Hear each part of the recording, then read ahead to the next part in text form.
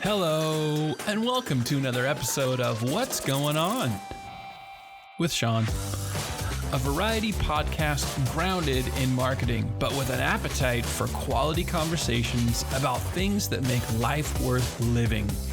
Time is precious, so thanks for tuning in today as we find out what's going on with Greg Gifford. Dude, so good to see you. Thank you. You too, man. Thank you so much for jumping on What's Going On with Shaun, because now we're going to find out what's going on with Greg Gifford, otherwise known as the Beard. You know, before the whole quarantine thing, I'd actually shaved my beard off. I've grown this since the quarantine started. Dude, you're the master of hair. I actually grew my hair out. My wife's not in here. I didn't shave my head for like 2 weeks, I think. And like, it's all like white on the sides now and stuff. Obviously I don't really have it on the top, but the kids were like, it was out enough where the kids were like, Dad, you look weird. And my wife actually said, if you don't shave your head, we're getting a divorce. So I had to shave my head. So, well, for those of you that are tuning in for What's Going On with Shaun, this is an old friend. We were partners in crime at DealerOn in the day. This is Greg Gifford. And if you were listening to the audio version of this on Spotify or Apple, that's great. I will end up posting this. It'll be out on the YouTube channel as well. And this may be one where you might want to watch the visuals, because right now I'm seeing Greg Gifford with a interstellar galactic background, which sometimes his gray sweatshirt thing that he's wearing or blanket that he has on him will blend in and green screen it out. So it looks sometimes like I just have Greg Gifford's head with I think if I scoot back a little bit, it'll just be my head, maybe. Super awesome. No. But this way, it's like I warp speed forward through space for the webinar. So I love it. I love it. I love it. Okay, so we're in the midst of all kinds of crazy times right now, and you've made some moves. So, you know, we were at DealerOn, and unless you really want to, dissect the past of, departing from a company that, we clearly had a lot of value to that company, and we were able to accomplish a lot of great things there, but both ended up wanting to move on and, and you may still be just finishing out part of a non-compete. I went through a 12-month non-compete there. I am about a month away from being out from under the non-compete. Right. So you found another SEO gig, though, where you could go to places where you're outside of auto industry, but then if you want to be able to pivot back in, you'll be able to at that given time. Do I have that right? Is that kind of what happened? Yeah, for sure. Yeah, and that's kind of, really the driving force of me leaving was I'd been automotive only for almost 12 years. Mm-hmm. And, I love automotive. I'll always be a part of automotive, but I wanted to branch out and do some other things, just kind of expand my horizons and work with other kinds of business, because the local SEO stuff that I'm good at applies to any local business. So why not do some different things? And, it was time for a change. So I got out there and I landed somewhere super awesome. And we've got all kinds of different clients, and, it's been a really cool move. So the place you're at now, tell the audience, that is? It's called Search Lab Digital, and it's a little boutique, local only. So while most of what we do is SEO, we do also have a PPC team. So we do basically digital marketing for any local business. So that's any business that has a physical storefront or that's a service business. Like we've got some like plumbers and locksmiths and things like that. So anything where it's a, local SEO applies. You just want to show up in a particular, city or metro area. That's our core kind of client. And so that's who we work with. Okay. And that's why I went there. They were already kind of in that local niche anyway. And so, when I was looking around for a place to go, it was a really cool fit. And the owner was very aggressive in, hey, we really want you. Here's the concessions we're going to make. We're creating a position just for you. We weren't even really looking to do this, but, we know you're looking, and here's what we think we can do. And here's what we'd like to do with you. And it just really matched up with the kind of vibe that I wanted to go with. So that's where I went, man. And it's been amazing. the coolest place I've ever worked. So most people are going to know this that are listening on this episode, that you're known around not just the United States but around the world as one of the foremost local SEO experts. You have been part of the crowd, which is a limited number of experts that participate in the local search ranking factors that have been compiled for years. You Yep. have been a Search Engine Land author and contributor for years. And I know all these things. I'm thinking that a lot of the audience that would be tuning in for this episode will know some of those things, but not all of them. And so I do want to spend some time, picking your brain a little bit on SEO. We're in the midst right now. It seems like every podcast recording I've been doing for the last few weeks, we're, of course, in the middle of this COVID-19 crisis. I don't want to make light of it at all. It has absolutely, and we were talking about this before I went live. I'd like to get your thoughts, just have you expand on it a little bit. SEO is one of those things that I made and I told you this, I made a recommendation to dealers, friends, even outside of the auto industry, businesses. Don't cut that part of your expenses if you don't absolutely have to, because it is a little bit of a future-proof piece. And while some people think of SEO as witchcraft or voodoo, for those that really know what it is and how it helps sustain your business in so many ways. What have you seen, and what are some of your personal thoughts that you might share with certainly any industry? We don't have to, just to obviously be free and clear of anything that would put you in jeopardy as it relates to the automotive industry, but just in general, from a business perspective with SEO, this is an interesting opportunity and interesting way for people to pivot and adjust. What are you telling dealers to really be watching out for? Have you come up with like a 1, 2, 3, or what's your general consensus of just industry business owners, what they should be doing for SEO? And Well, it's been interesting because when all this kind of started to bubble up and it kind of looked like we were going to have this whole quarantine thing happen, we had a whole lot of discussions as a management team about, what can we do to prepare for this? What should we expect? And all of us have been in the biz for a while, and we all kind of thought that maybe it would go kind of the way that it did with the recession in 2008. And, back then I was just automotive, and a lot of car dealers were like, oh, business is down, let's cut all our marketing. And that's clearly a bad thing. I think the thing that's different this time is that, yeah, a lot of businesses are closed or have had to kind of change the way that they do business, but everybody's stuck at home and everybody's online more. So, for some industries, we had a client that's a hotel and casino in Vegas, flatlined. There's nothing there because Vegas is closed. Hotels are dead right now. So, you have things like that are totally bad. We've got other clients that, they've got it's if you're just looking at Google Analytics, you wouldn't even know that there was a quarantine. Their organic traffic continues to go up. That we've got some people that have got, 40-50% increase in leads month over month from, March to April. So we've got, and I think we're lucky in the fact that because we do local SEO and it's any local business, we're not really concentrated in any one vertical. We've got tons of different types of businesses. And I think that helped isolate us a lot, because I've got a lot of friends that are just out of work right now because, they just serviced hotels, they just serviced travel or whatever. So I think for us, that was definitely a benefit of being, that was definitely a benefit of being diverse with what we do.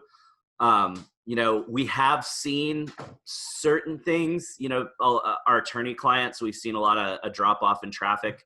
I'm still friends with a lot of people in automotive, and I know a lot of car dealers have seen less traffic. And that's because, hey, right now, if I'm probably not going out to buy a new car or buy a used car unless my lease is up and I have to trade out. But the one thing that's been consistent is everybody has come to us and said, holy crap, what do we need to do? They instead of their knee-jerk reaction saying, my business is temporarily closed, let me just drop everything and not spend any money. They came to us and said, you're our marketing guy, you're our SEO guy, we trust you. what do we need to do? And that's where we came in and said, okay, here's what we need to do. We need to put temporary hours on Google My Business. We need to go in and put stuff in Q&A in Google My Business before Google took that away. We need to put pop-ups on your website and banners on your website and anything we can to let people know, hey, we are still open for business. We've got restaurant clients that, it was a huge deal to come in and say, look, we still got either the full menu or a reduced menu, and you could do curbside pickup. You can call in, so it's a lot of, for us, it was a lot of scrambling of let's get this message out on the website and on social media and everywhere we can for each business to explain, here's how things are still working during this weird quarantine period. So, and that's been cool. And we had a couple of clients that paused, mainly because not necessarily that they wanted to, but just, one's a medical spa in Florida, and Florida closed all non-essential businesses. They were deemed non-essential. They're closed. All their employees are gone. And they're like, hey, we just need to pause. We can't spend money right now. Mm-hmm. And even though they're technically still closed, they've been using this period to kind of pivot things. And now they're doing a lot of stuff with online Zoom consultations and things. So they're basically back open, quote unquote. So, they're coming back on board and they're saying, okay, how do we get this messaging out on our site? Here's the things that we've changed. Let's get this going. So, I mean, it's been really interesting. We expected a lot of people to just drop off, and we've been extremely lucky with the clients that we've had that we haven't really lost that much business. That's awesome. That's really awesome. So Google My Business obviously there are some limitations from the Google's support and service side of it right now during COVID-19. Sure. But I'd like to get your thoughts in general on, all of this actually started emerging when you and I were still working together at DealerOn, where just so many fundamental changes happen on the regular with regard to Google's search results pages. Yep. And what's going on within the GMB environment and the map pack. I think when we were at DealerOn, the map pack went from 7 to 5 to 3 just in the span of the time we were there. Yep. Before you expand. But in general, can you just kind of talk a little bit about how even in right now, this circumstance, how Google My Business is really like the nucleus, like the center point almost for your local SEO strategy? Because I still see businesses. I talk to somebody, I'm diversifying a little bit. Like I'll still be automotive guy, but there's some businesses that I want to be able to help from a monitoring standpoint. And I was talking to somebody yesterday that I just thought, oh man, there's still so many small businesses that are asleep at the wheel as it relates to how important GMB is. So I'd love to get your thoughts. I'm sure the audience would love, kind of here's the state of GMB and how critically important it is to your business. Well, one of the things that I've been saying at conferences for a while now is that your GMB listing is basically your new homepage. So, whether it's car dealers or lawyers or doctors or dentists, for the longest time it was, you've got to have an awesome website presence, because that's the first impression that you make with new potential customers or clients or patients. And now it's really Google My Business. There's so much rich information available in that Google My Business panel, whether it's desktop or mobile, that for some industries, there's not even a reason to go to the website anymore, because you can get everything you need right there in Google My Business. And they've rolled out so many updates. They added the whole Google Post system. They added the questions and answers section. They now allow you to upload videos. So it's not just photos, it's videos. So there's all this stuff. And then they keep making changes. For car dealers back in March, they now, was like 2018, where they had the phantom listing thing happen, where they said, hey, car dealers can have parts and service department listings. And they just created them for a lot of dealers. And there's still dealers out there that don't know that they have them. Mm-hmm. And it was always kind of like, do you do them? Do you not do them? If you didn't get them, should you go create them? And then in March, they updated the rules that now a dealership is allowed to have a department listing for every brand that they sell, which for most dealers doesn't matter. But for GM or FCA, that's a huge deal, because think about FCA. In nearly every instance out there, it's always Chrysler, Dodge, Jeep, Ram, sometimes Fiat. But that's always one entity in the public mind, and it's one website, and it's one place of business with one entrance. So it would make sense that it's always like, Shaun's Chrysler Dodge Jeep Ram is the name of the dealership. That's the website. That's the GMB. Well, now you can have Shaun Chrysler Dodge Jeep Ram, Shaun Chrysler, Shaun Dodge, Shaun Jeep, Shaun Ram. And there's really no sense in doing that. It made sense, again, for FCA or for GM, but why would Google do that? Didn't make sense. And then just this week, or just end of last week, I don't know, I lose track because the whole quarantine thing, who knows? But within the last 7 days, they just rolled out another update specifically for car dealers that now on the GMB listing for the main store listing, so Shaun Chrysler Dodge Jeep Ram, it will now list the departments. So every department that you have set up is now explicitly listed on that first main parent GMB listing. So as before, when they made the update in March, I kind of told everybody, yeah, who cares? It doesn't really matter. Now I would say, heck yeah, set it up. Same thing with the service and parts departments. Why would you set it up when most people aren't ever going to see them? But now people will see them.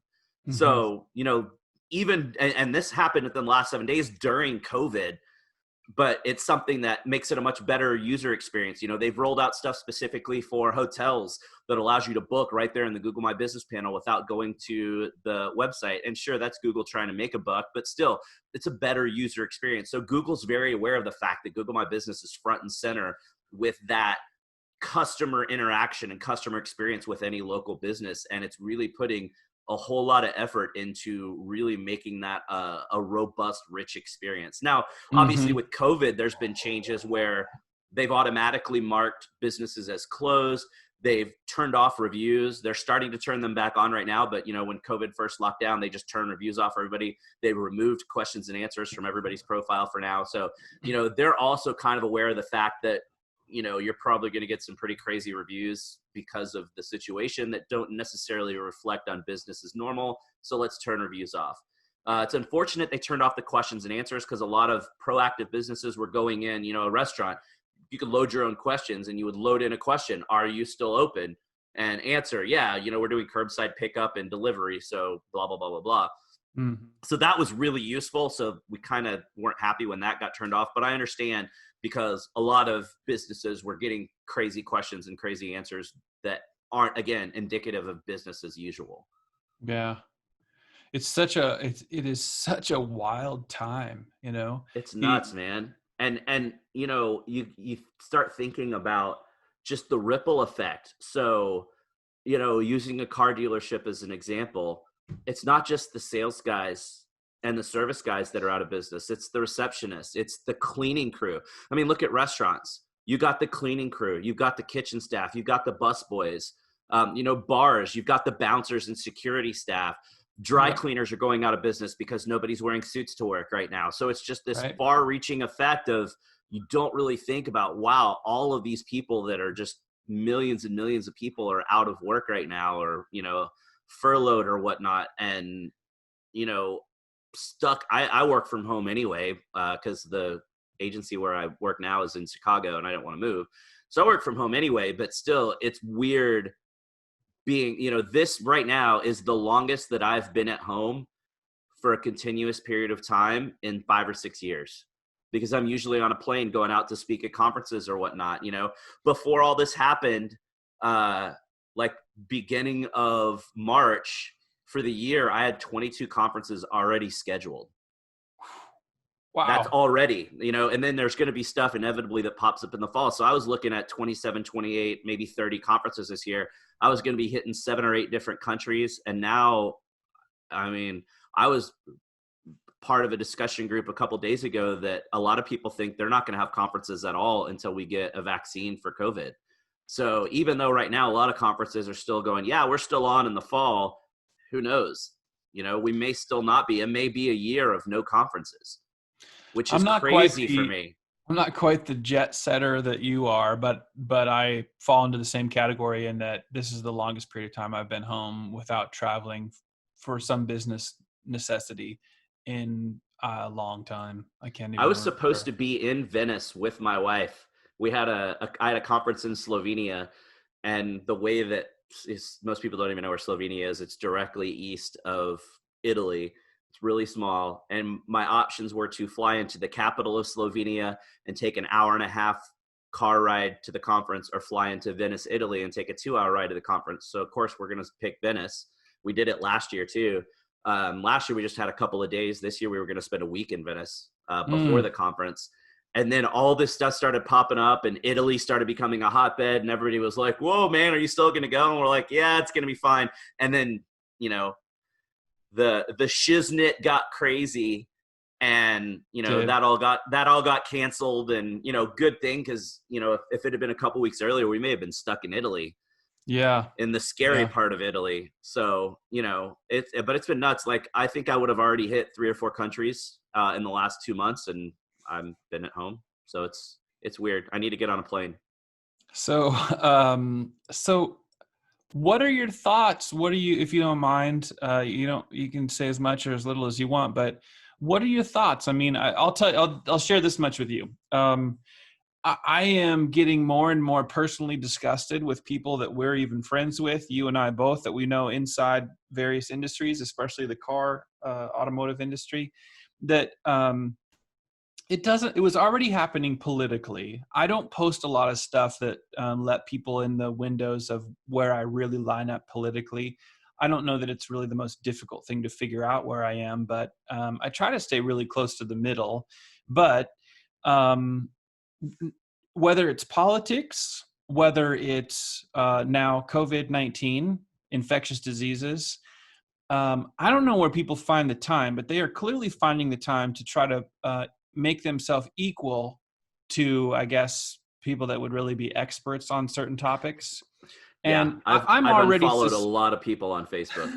I'm already suspicious of experts for various reasons. So, but I don't throw them all out. I want to hear from the experts, but I don't want to hear from my friends who think they're fucking experts. And then they're viciously mean to other people that clearly they have the opposite viewpoint. And or I'm not kinda even like, that. If you're a middle of the road guy and you just call them out for going, hey man, what you just posted is clearly false. It's really easy to check the facts and see that that's not the case. Then they just blow up at them. And it's like, look, man, I just because you lean super right or super left doesn't mean that other stuff is right. What is that? it's my Starbucks Texas mug. Yeah. Got a little cold brew going. I've had to unfollow several people and some family members too, unfortunately, who are just like one person specifically. I just got on and I said, look, I love you, man, but you got to realize that you're doing more harm than good. You're trying to tell people that it's a government conspiracy to keep us all under government control, and that there's no deaths whatsoever from this, and it's all manufactured by the media, and we should all go back to work and just not worry about it at all. Like, clearly, thousands of people are dying all over the place. Yep. You're not an expert. You're not a doctor. And just because you read some right-wing website that said that this is what's going on doesn't mean that it's true. And I get that you want to share it with your right-wing buddies, but you're just not helping when you're sharing stuff like this. At least share both sides. No, because the other side is just their agenda. And I was like, all right, you know what? I'm just going to have to not be friends with you on Facebook anymore. It's interesting because, you think about that spectrum that exists on any polarizing topic, and you have people who, and this is, I think, how even the presidency has been decided in the last couple of cycles, including Trump's win. I think there's 25% of Democrats and 25% of Republicans that lean hard into the left and hard into the right, whatever category you're in. And I think the other 50% is actually smack dab in the middle, and they move a little bit to one side or the other. Right. And so that 50% actually determines who's going to end up being the president. And it tipped in the direction of Obama because people believed in that message, wherever you line up, and it made sense. And especially in his first, win, it actually felt good for just about everybody to see that happen. It was like, it's great. Yeah. Donald Trump didn't get any of the oh, that's great, except for his super, super loyal followers. But he did the exact same thing in that 50%. He moved in his direction enough to get the win. Yep. But now we look at all these people have these polarizing beliefs on like what's going on with this COVID thing. And I think it's more than 25% of each side of the equation that are either they don't have enough to do, or they have too much time on their hands, but it is nothing but like a fire hose of craziness that sounds kind of crazy from both sides. And then I'm just thinking, where are the people in the middle that are like, can we get better data and more of it so that it's understandable? Those people are out there. We're just ignoring all the bullshit that we're hearing. And it's not like it's the crazy right-wing Trump supporters doing it. It's the crazy left-wing, uber liberal people doing it too. It's like you said, it's the extremes of both ends are just spouting out so much crap. And I think, I mean, my guess is most of the sane middle have just block those guys out. They're just not paying attention. Like I understand. What's the point of engaging? You engage and they blow up on you, and you can sit there. You could sit there and be as calm and logical as possible, and they still are like, "You're fucking stupid," and it's like, okay, I just gave you spouted out something that even people. Let's not. Ballpark example, not trying to call out right side, left side, whatever. Yep. Let's say it's an ultra right-wing guy, crazy Trump supporter, and he spouts something off. There's other people that are commenting on the post that are also crazy Trump supporters going, hey man, that's not right. Here's what actually happened. Right. Here's links to news stories from all over the world. And they're still like, no, you're stupid. And it's like, look, man, your own supporters are calling you out for posting incorrect stuff. Maybe back off your stance a little bit, and they just won't. Like I think it's what you said a second ago. It's people have more time on their hands because they're not leaving the house. Yeah.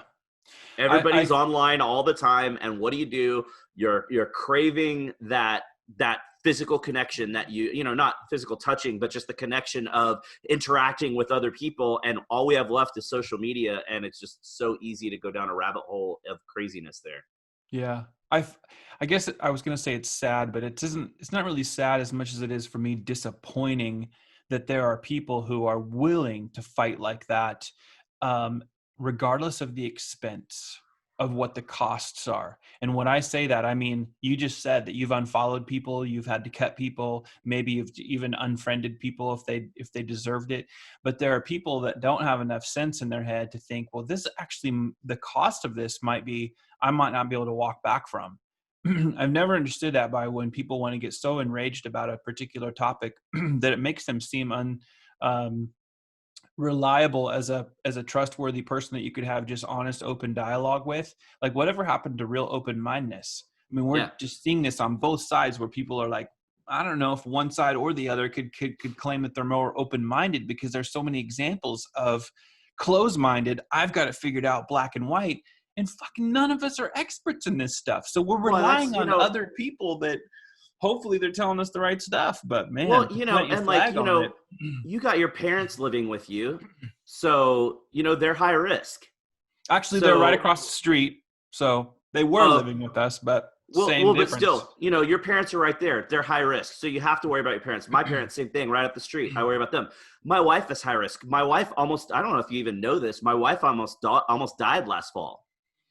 Did you even know that happened? I think you told me. I don't know if I talked to you about it, but yeah, she had the flu, and it just really quickly turned into pneumonia, and she went into respiratory failure. And like when we went to the hospital, they rushed us into ICU. She spent a week in ICU, and the doctor literally told us, like, once we got her in and she was stable and on oxygen and stuff, the doctor literally said, if you guys had waited another day or two, she would not have made it. When was that?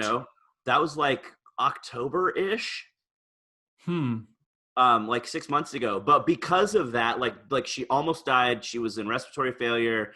She was beginning stages of sepsis. Like, it was really, really, really bad. And so because of that, she's high risk. And so even though, she's in her mid 30s, like, okay, that's not really a danger group, but if she catches it, she'll 100% die from it because her lungs are compromised from what happened 6 months ago. Well, yeah, her immune system is completely compromised. So all the people that are like, well, hey, we're in our 30s and 40s, we're not high risk, let's just go out. Okay, well, yeah, but everybody's got parents, or everybody has, friends that either the friends or the friends' kids have medical conditions that put them high risk, or, like me, my wife's high risk. So For of sure. course I'm going to play on the cautious side, and I'm not going to be overly cautious. Like, we still go out and we're careful, but like, I'm not going to be one of those that's like, this is a conspiracy, let's just go back to work, or the people that are like, let's go for herd immunity and just let all the people die off that are going to die off. Like, come on, let's Right. be realistic here. Yeah. Yeah, that's I see my parents, somebody just asked me this earlier today. Um I see my parents about every other day. Sometimes I see them, it's every day, but on average right now it's been about every other day, and I'm taking them food, groceries, whatever they need. Yeah.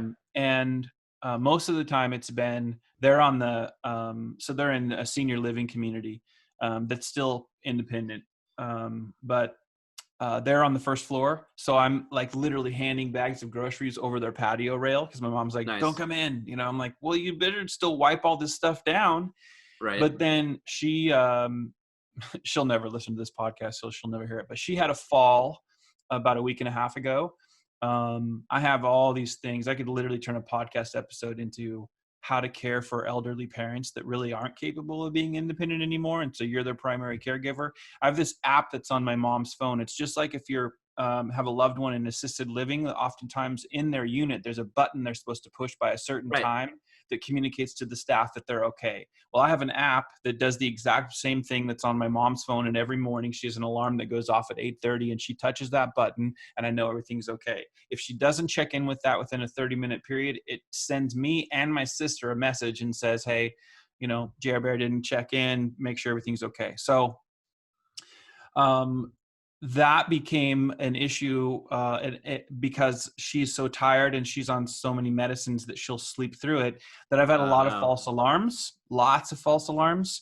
And so I'm always kind of in this, I hate being in this state actually, because I'm always concerned, like, what if, the worst Yeah. case scenario. So a week and a half ago, can't reach her. I'm thinking, oh man. So I'm like, I better go and figure out what's going on. So I go over to their place, and sure enough, my mom had fallen in her bedroom and had been down on the floor for 5 hours. And my Oh dad no, had that's somehow figured out horrible. how to get the battery out of his cell phone, so they couldn't call me. It was like a nightmare. And I'm literally having to pick my mom up off the floor and put her in a chair, and she's so fragile. And I'm like, oh my goodness. So Is she okay? she is okay, really bruised up, and her ribs are really sore. But fortunately, I didn't have to take her to the hospital. She didn't want to go That's good. anyway. And I'm like, should we just go to the hospital? And she's like, no, she doesn't want to go. She's afraid. Yeah. Um, so there's a lot of that stuff going on in terms of trying to care for elderly folks. And, that won't, regarding Ashley, won't it be the strangest thing if she ends up doing like one of those at-home tests that they're making ready, and you find out that she's got the COVID-19 antibodies? Right.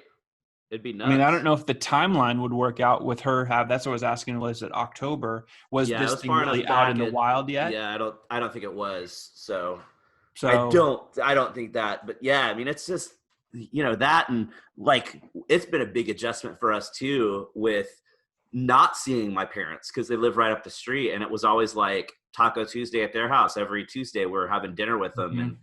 and weekends we'd go hang out and whatever, and we'll walk down and kind of say hi, and they, we stand 6 feet out the front door and wave at them Mm. and talk to them, and the kids see them. But that's weird, and getting used to homeschooling. I'm like, how crazy is that? I mean, you don't have to worry about that because your kids are older, but like, Oh, yes.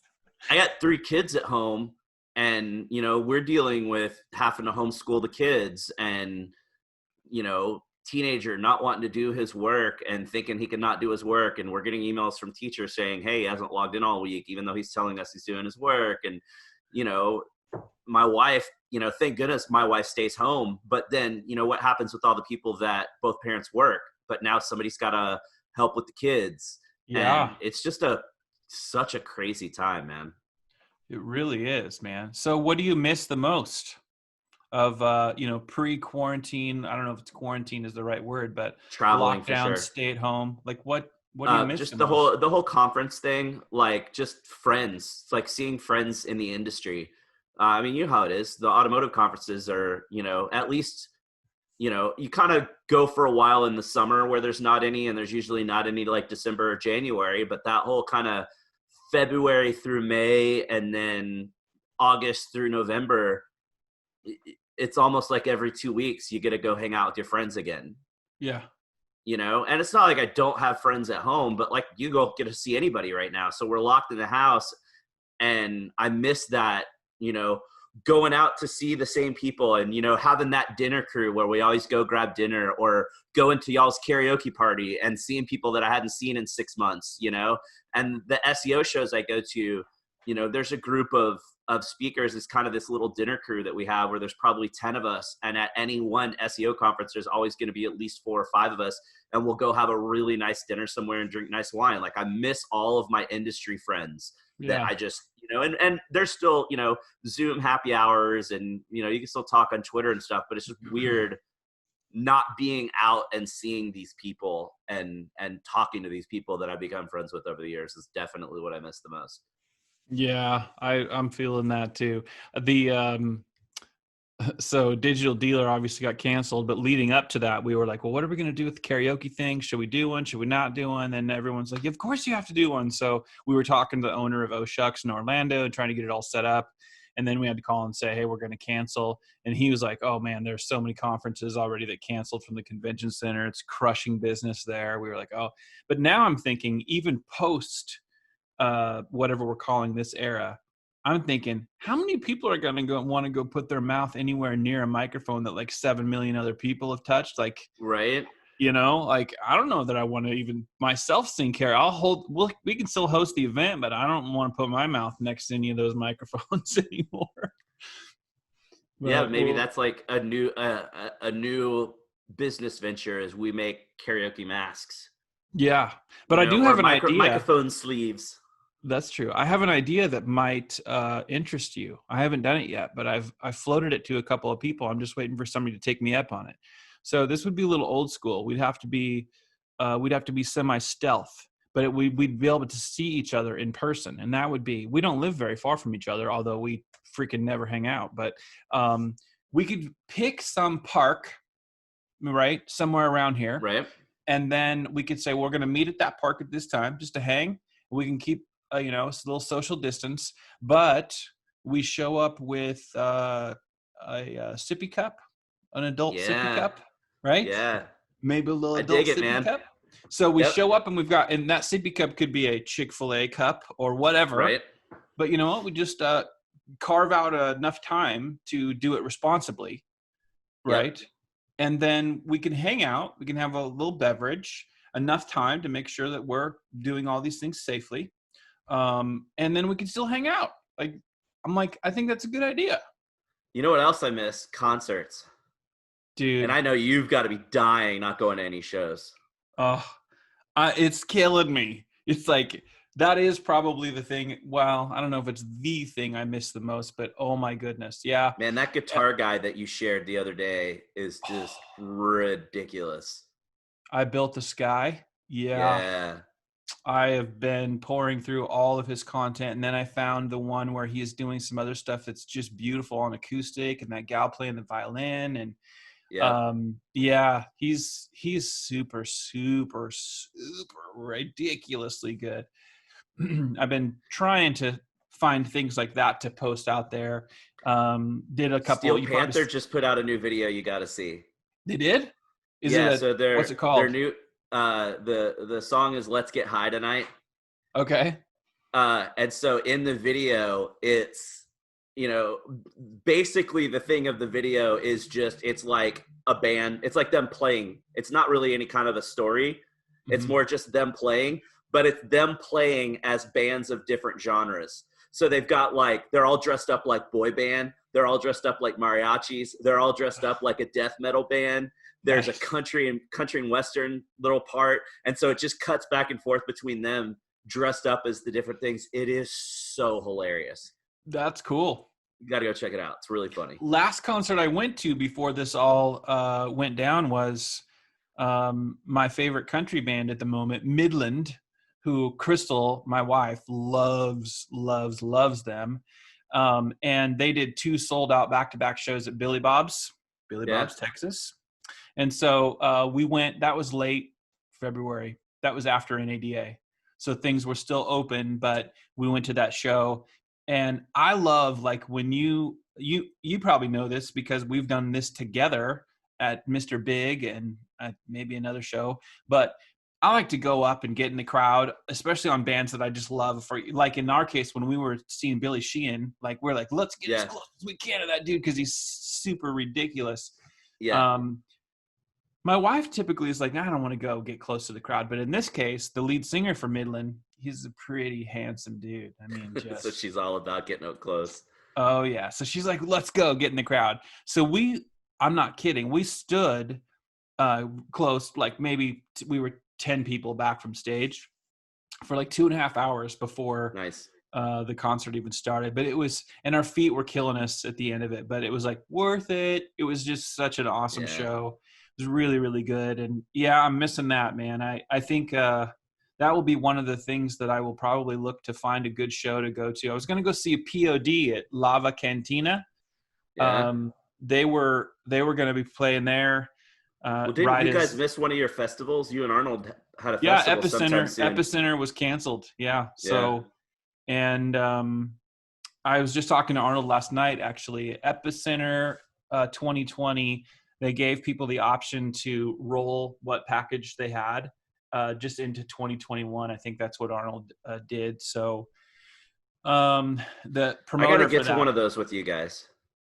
Dude, that promoter is still hoping that they can do Louder Than Life in Kentucky in the end of September. And that was going to be one of their shows. I don't remember if you saw this, but Metallica had done a deal with that promoter to do several of their U.S. festivals, doing the headlining on Friday night and headlining Sunday night. And they were going to play different sets. Wow. So if you're a huge Metallica fan, you're like, yeah. If you're like, well, can we get another? I mean, I like Metallica, but do they need 2 nights? But Louder Than Life was one that James Hetfield had said, I can't do that weekend because he's got these sobriety weekends that he does. Well, now they've decided that Louder Than Life is going to be made 4 days. So Metallica is going to play Thursday night at Louder Than Life if they get to have it. I don't know if I would try to make the trek to Louder Than Life for that or not. I think it's just going to have to be a wait and see how things are. But the Epicenter was actually going to have a really cool mix of bands this year. Even David Lee Roth. I was like, what? Well, you know me. I love the like chick hard rock, like the hard rock bands with the chick lead singers. You know, that's like my jam, right? Yeah. And I've really gotten into Stitched Up Heart, which I think you've seen at one of the shows, and September Morning. Like both of those bands I absolutely love. And I think they're like right at that cusp where they don't really do big national tours, but they're on your little small tours of a couple states, and they'll do these big festivals. And so I really want to see them live because they're just stinking awesome. I don't think I'll ever get to see them unless I go to one of these festivals. So I'm going to have to make it happen. I love to go to the festivals. I mean, it's just a different vibe. Part of it is, Arnold would probably tell you this. I don't know if camaraderie is the right word, but the camp feel. I don't know that we've ever had bad camping neighbors, and we've literally evolved from tent camping, just the 2 of us in a tiny tent, like you better be friends kind of small tent, all the way to RV rental and trying to invite other friends to come and join the experience with us. But we always have super cool neighbors, some of whom have become such good friends that they now strategically try to come into the festival grounds at the same time so we can camp next to each other. That part of this is something that I never knew existed, I guess. I just didn't think about it. But it's so much fun to think, well, who's going to make breakfast this day? And so there's this camping element that comes along with, you know, hey, are you going to shower before you go in? Well, it's going to be really hot and sweaty today, so nah, screw it. Let's just go in and rock out. And then you've got the dynamics between people that like to go in to the crowd and get as close as they can and mosh and get crazy. And then we've got groups of, Arnold is not a fan of that, by the way. And we've got others that would rather sit in VIP section or just chill there. I'm selective. I do a little bit of both. Like Beartooth, I love that band. Their live shows, the energy is so crazy. You have to go into the crowd for Beartooth. I did the same thing for Tremonti. Love those Admittedly, guys. I was a Creed fan back in the day, but I was also a Pearl Jam fan too. So I believe you can be both. I'm not like in that crowd where you can't be one or the other. I liked both. They both wrote lots of good songs. But I like Alter Bridge. But Mark Tremonti's solo band, I can't get enough of them. I constantly spin their music all the time, and seeing them live. I've seen them at House of Blues Boston, and I've seen them at festival. And both times I'm like getting as close as I can. Those guys blow me away because the stuff that they actually lay down on tracks and record, they play it live and they execute well. A lot of Yeah. bands, when you go and see them, you're like, I hope that you sound good and you can play the stuff live. And you're like, it's okay. Yeah. Tremonti, oh my goodness, super good. Super, super good. Yeah, you definitely got to come to a festival with us. I need to. Well, it's just usually I'm not in the country.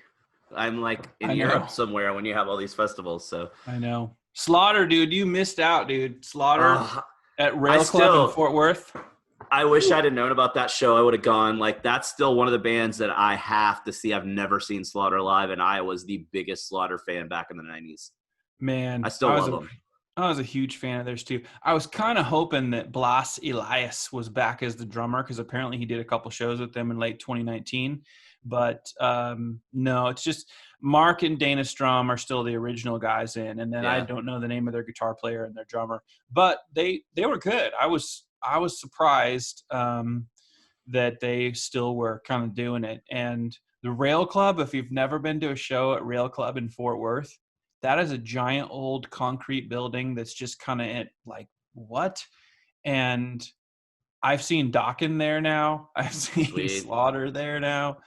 And it's not like my favorite venue, but it is a great venue to see a band in a smaller setting. And that was actually one of the things I wanted to say is festivals are fun, but all of these experiences are really, really awesome when you can see a band at a festival where there's tens of thousands of people watching their huge stage performance, but then also getting the opportunity to see them in smaller settings. And I love being able to do that. And people are like, you're so old. Why do you do that? I'm like, I don't know. It reminds me that I'm alive. It's cool. Yeah. Love it. So, what have you been, as far as anything with family, friends, the wife, whatever, what have you guys been doing while you haven't been able to go out as freely that you weren't doing before? Anything like that? Are you guys doing family games? Are you doing any kind of like? I mean, we've always been crazy board game people. So we have a massive, we have over 100 board games. I don't know. I couldn't tell you.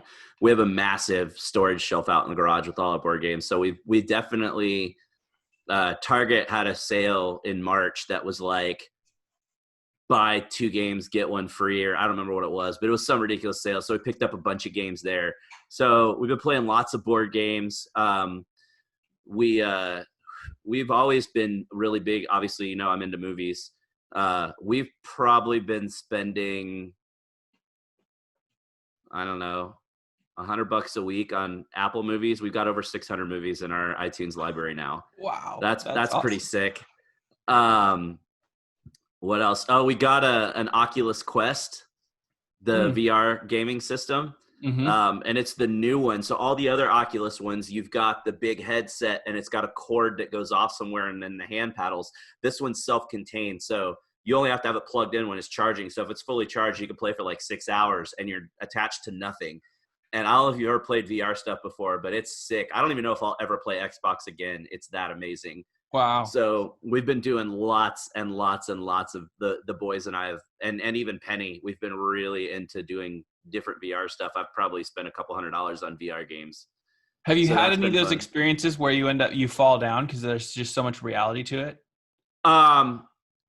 So that we have one game that's it's roller coaster something, I don't know what it's called, but it's a roller coaster game where if you want to just ride the coaster, you can, but it's more fun. They have a shooting thing where you'll ride the coaster and there's targets, so you're having to like shoot as you're going.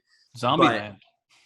Yeah, but a couple of the roller coasters, and that's also, it's also one of those games where it's more of, you have this game for first time VR people that have never done VR before. You're like, hey, try this, and then you kind of laugh at them like almost falling over. But yeah, so the roller coaster one, especially on the ones that aren't like all, crazy weird, art set design type stuff, where it's more like just, hey, this is legitimately a roller coaster, you really kind of almost fall over. And then we've got another one that's a haunted house, where there's not really a game aspect. It's just, you get choices. Like, you'll come up and you pick one of two doors and you have to go through that door, but you're walking through this haunted house, and it's like 15 minutes to go through the haunted house, and there's like 6 different routes you can go. And so far, I'm the only one that's made it past 5 minutes, because it's absolutely terrifying. It is so scary. Wow. And I love horror movies, and the only reason I went longer is because they were just betting me that I wouldn't do it, and so I did it. But it's terrifying. But like, some of them, we just got a game called Box VR, and it's like almost like Guitar Hero, where you've got stuff, like Guitar Hero, you got the notes coming out, you have to strum the right note and push the right button. But this one's a boxing one, so you've got things coming at you and you have to punch them at the right spot. But you also have different directions where you have to do uppercuts and side punches and stuff. And so I got that one, and my teenager and I are like, hey, we're going to do this every day. Because the first day we got it, we're like, wow, it's kind of a workout. And it's meant to be more of a workout thing than the video game. And we're like, yeah, we're going to do this every day. So the next day we're like, yeah, we'll do a 10-minute one. And like, we both gassed out after like 2 minutes. And we're just still trying to make it. So like, the beginning, you're like punching hard because you're getting points. Like 5 minutes in, we're like, and the next day we were so sore. So we're having to kind of back off and work up on that. But that's really cool. Beat Saber is basically like Guitar Hero, but you've got lightsabers.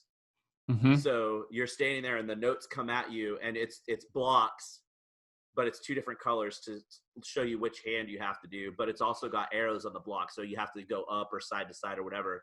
And so a lot of the songs are real kind of techno-y, but they've got like a Panic at the Disco set is really cool. We downloaded the Green Day songs; those are really fun. So that's been a lot of fun. There's still we've gone really far down the VR rabbit hole for sure. So my son brought over, he's got a Nintendo Switch. Yep. Admittedly, the video game thing passed me a long time ago. Not that I don't think they're cool. I do. I just not really good at any of them. And so I end up, I've like over here in my room now, I bought a Roland FP30 digital piano for myself for Christmas. Sweet. And so I'm doing, I'm just other things. But on the video game thing, my son brings over his Switch a couple weeks ago, and he had this thing where we all were able to log in with our phones too. We played some kind of trivia game like Quiplash. Oh yeah. I don't know if you've ever heard of that. I haven't but heard I of thought that. That sounds cool, though. that was a super cool thing. Like, we all sat around, he and his fiance and my daughter and me and my wife, and we were all able to log in and connect through this thing into the TV. And then it tells you, here's the question. And there's a really fun element to it because you can log in with your own funny answers. And I think it's trying to take a little bit of, I don't know if apples to apples is a good comparison. It's kind of like, it's not quite as raunchy as Cards Against Humanity can be, but there's an element of that of like, here's the one thing. And and then people get to vote on who had the funniest answers. That's cool. Anyway, pretty interactive and fun. But you just mentioned something from your video games of something scary. So I want to ask you, I'm going to hard shift because these 2 topics I don't think we've ever talked about. One is, well, let's go back to Game of Thrones and tell me what you thought of how they ended it last year. Were you happy, unhappy? Have you watched that last season more than once? I have not watched it more than once. I was happy with it.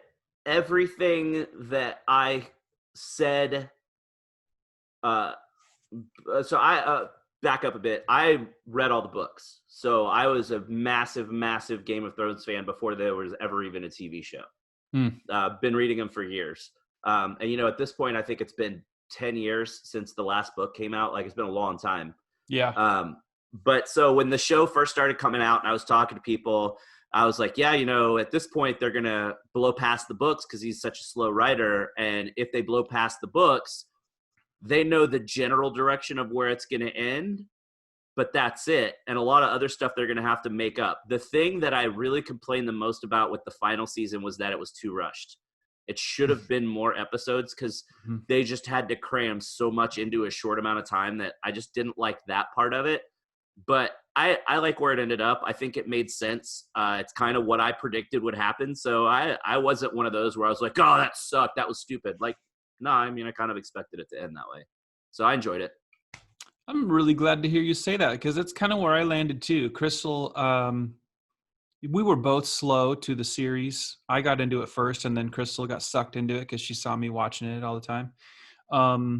And then she actually did start reading the books. I don't know if she's finished or where she's at in the process. But she did the same thing she loved all the Twilight books. And then as a good husband, I watched all the Twilight movies with her. And admittedly, now it'll be recorded forever. I kind of liked the Twilight movies, at least. They were entertaining to me. And I totally understood why so many gals were like, the love story connection was. Anyway, back to Game of Thrones. I also felt, I think everyone did, that, well, this rush to get through and finish, that was clear. But how it resolved, I wasn't unhappy with. And I will tell you this, and that I've watched that final season twice. I don't know if I've watched it a third time yet, but we've watched the entire series, the first 7 seasons, at least 3 times through. And as a book reader, you probably were getting this when you watched season 1, episode 1. I'm getting this as somebody who rewatches the series. Oh, that makes sense. Or, oh, this piece, just plus equals, oh, bigger picture. Loving that, actually. And some of that happens in watching the final season. But one of the things that I really, really appreciated about the final season was consistent with every season. But I thought, man, Peter Dinklage, his acting, all of the acting is always so good, so blows you away. But dude, was it not just ripping your heart out, even if you didn't like the way they killed off Jaime and Cersei? Wasn't it ripping your heart out that he knew where to go and he was looking for them and he goes to that pile of rubble, and no more spoilers, but his acting there was amazing. His interaction with Sansa when they're trying to decide, well, who's going to be king? And then the way he even his eye contact with her as you get to be this, Winterfell, it's going to be a separate thing. I was picking up on that more so than I ever had with the series. I think because I was paying attention in a level of detail that was like with such expectations that I just kept thinking, man, that there's so many acting performances that were blowing my mind. They were so good. So good. Okay, so now switch. Whoosh. Because you had the bat. You had a Lucille in your office. I quit watching. You quit watching. When did you quit watching The Walking Dead? Not because of the episode, but I quit watching. The last episode I watched was the one where Carl died. Oh yeah, man. Because such radical departures from. But it wasn't because they killed him off. It's just at that point I had just been struggling for a really long time to stay up with the show. Again, massive fan of Walking Dead before it was ever a show. I've been reading the comics for forever. Yeah.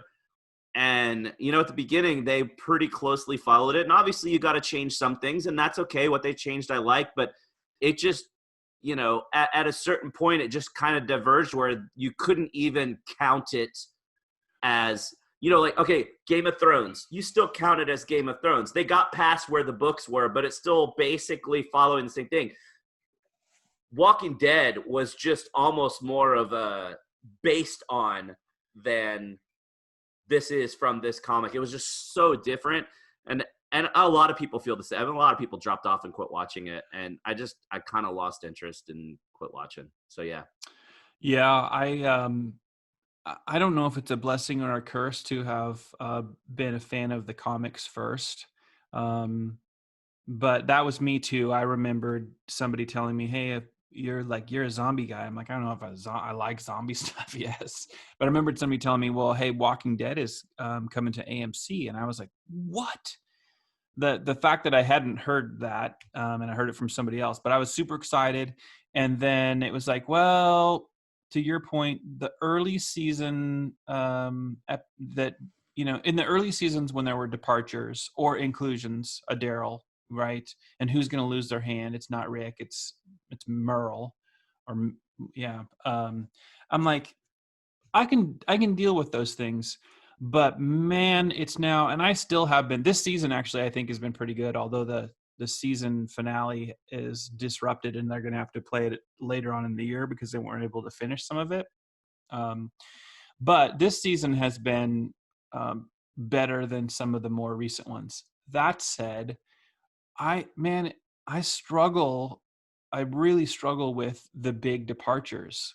When you remove Rick, and then that's one thing. When you remove Carl and Rick, when you keep other characters and then commingle their storylines in a way that was done with other characters in the comics, I liked being able to somehow understand a little bit of major plot lines, stories. Yeah. And it's also disrupted now that it doesn't feel as satisfying when a thing happens that I know came out of the comics, even if that thing happens to a different person. It used to be okay. You get a person who gets a bow and arrow to the eye and you're like, that was actually supposed to be for what's his name, but then he got killed by a bat. It's like that I used to be okay with. Now I'm just really, really having a hard time. So I'm still trying to stick with it. But it's tough. I don't really watch anything on TV anymore. Like, I'm trying to think of what my wife has. A bunch of reality shows that she kind of watches, but not super religiously. Mm-hmm. We watch Survivor still, like like massive Survivor fan. There was a show that it just ended last week called Lego Masters, where it was people that had to build like Lego stuff. That show, I don't know if it was British or Australian, but when we were in Australia last year, we were watching, again, I don't know if it was a British version or Australian version, but we were watching another version of that same show. We're like, this show's amazing. It was so cool. And we watched it like every night in Australia, and then they made a US version. So we were like, oh, we're all in. And we watched that. The whole family watched that. So we watched those. I still watch Supernatural, and it's the last season of Supernatural. It's 15 years in, and it's finally going to be over, which is nuts. Wow. And I think that's all I watch. Oh, well, no, yeah, that's all I watch on regular broadcast TV. And then we watch Westworld on cable. And then everything else we watch is on Netflix or Disney Plus or Hulu or something like that. The Office is on in my house all the time because my wife and daughter both love that show, that it is on even on very low volume in the background. It's just The Office is constantly on. I have now that there's no Game of Thrones and Walking Dead is struggling to keep my affection. There aren't a lot of other programs. I used to love Hell on Wheels back in the day with AMC because I love Westerns. But I feel like a nerd. But I started getting into watching episodes of people with tiny houses. There's a guy that does some really cool videos on profiling people's tiny homes, and I found that really fascinating. Then I stumbled across this couple, Jake and Nicole, I think are their names. They used to. Most of their videos used to be about their traveling escapades, and they would go where they could stay on self-sustaining farms, organic food growing, and volunteer for free room and board on these places like in Portugal and all these. It was just really cool. And then about a year ago, I don't know how the opportunity came up to them, but their channel is fascinating. And I don't know if they bought this property and now this is going to be their life, but they have a Patreon account and some other things where they are funded by their fans, and they went and they bought a yurt, and they have, I don't know how many acres of property up on Vancouver Island, and they've got their cattle dogs, and they are completely off grid. The only way to get to their property is by this little boat, this little thing that they bought. And they've got solar panels and how they do all their cooking and all this. And I am fascinated by it. And now my wife's into it too. She's like, I actually was just watching video after video of like this Jake and Nicole. And I'm not sure if it's because it's right in the middle of, a pandemic that I'm like, man, that's like, they're far away from everything and everyone. all on their own, harvesting rainwater, like stuff that most people would be like, no thanks. And I'm not watching it because I'm like, well, I'm going to go do that next week. But man, it's just fascinating to watch them do that stuff. I mean, they literally bought this yurt. They go pick out this yurt. It's like a giant teepee, kind of Yeah. thing. They have it shipped on a little barge, brings it to where they're at, shipped into the area, and then they built it. The two of them put it together themselves. Wow. It's incredible. Yeah. You got So Netflix, right? I do. Yeah. Have you seen Big Mouth? No. Dude, trust me. Go watch Big Mouth. Okay, I'm writing it down. It's a cartoon series, and there's 3 seasons of it, and it is Big Mouth and also Paradise PD. You'll love that too. Both of Paradise them what? are Paradise PD, like police department. Okay. Both of those are the funniest show. Those are the 2 funniest shows I've ever seen in my entire life. Oh wow. That's quite the But compliment. here's like other stuff I thought was funny, and like way up here, my hand disappeared. Way off the top of the screen is these 2 shows. They're so hilarious. That's awesome. That is awesome. You've I will got check to them. you've got to watch them. I'll check them both out for sure. For sure. So I've been doing this podcast thing, and I was apprehensive about getting this thing started because I was like, well, I don't even know if everybody's going to listen to it. And had a lot of people like, you need to do podcasts. It'd be fun. So I launched this thing, and I end every episode by one. I think people are going to get tired of me saying this because I could turn these things into really much longer conversations, but I'm trying to respect people's time. Sure. And then maybe some people will want to come back and be a guest again. But I always like to end knowing that we've spent this time, finding out what's going on with you, is to ask people, when you think of the term, because I love this term, be the difference. And I say it all the time. When you think about being the difference in the world, what's something that you would encourage people to do that helps to be the difference? I feel like the world needs to hear and see and experience more of a difference. And you're a very, very unique, talented, capable person, and I know these things because you and I have been friends for years now. But what's one of the things that when you're interacting or what you're doing in the world that you like to do that you feel is one of those things that advocates being a different? My big thing is just help other people. Just help wherever you can. And think about, like, a lot of people just get off in their own little world. You don't think about helping. But I got a great T-shirt from a guy that I saw wearing at a conference, and I'm like, oh my God, I need that shirt. And he's like, it's actually from our company. I'll send you one. And the shirt says, if you're not helping somebody, you're just selling stuff. Mm. And I like that a lot because, the whole reason I like speaking at conferences all over the world and being gone, a quarter of the year and away from my family is because I like the fact that, I get people coming up to me a year or 2 later going, I saw you speak at this conference a couple of years ago and I did what you said. And, I had a guy that took a training class at Brighton SEO the first time I did it 5 years ago, and he came back a year later and he was a vet. And he said, I've tripled the size of my practice. I've hired on, a bunch more people, and we're a small town. So I was able to provide a really high paying job for our rural area of the UK to all these people in the area. And my family's so well off now, and my kids are taken care of. And it's all because of the class that I took from you, and that's cool, and sure, I work somewhere and we want to sell stuff and we want to make money, but that's the reason I like speaking at conferences. I like, whether I'm helping a business owner or whether I'm helping another marketer that can take what I said and use it themselves to help their clients. And even outside of work related stuff, what can you do in the world to help people? Just think more about what can you do to make the world a better place for other people.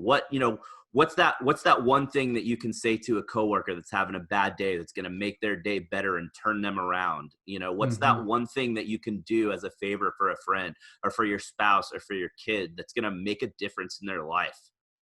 Like we all get so stuck in our own little bubbles, and we not that we mean to be selfish, but most people, you just think about yourself and that's all you ever think about. And, just taking a second to, a really simple gesture can make such a difference in somebody's life. So Yeah, so that's my true. thing. Love it, man. This has been awesome. Before we put this thing in a parking place, what's the best way for people to be able to connect with Search Labs? And then also, what's your preference for people that want to connect with you personally? Is it through social, or what's that look like? Yeah. So for following Search Lab, it's just searchlabdigital.com.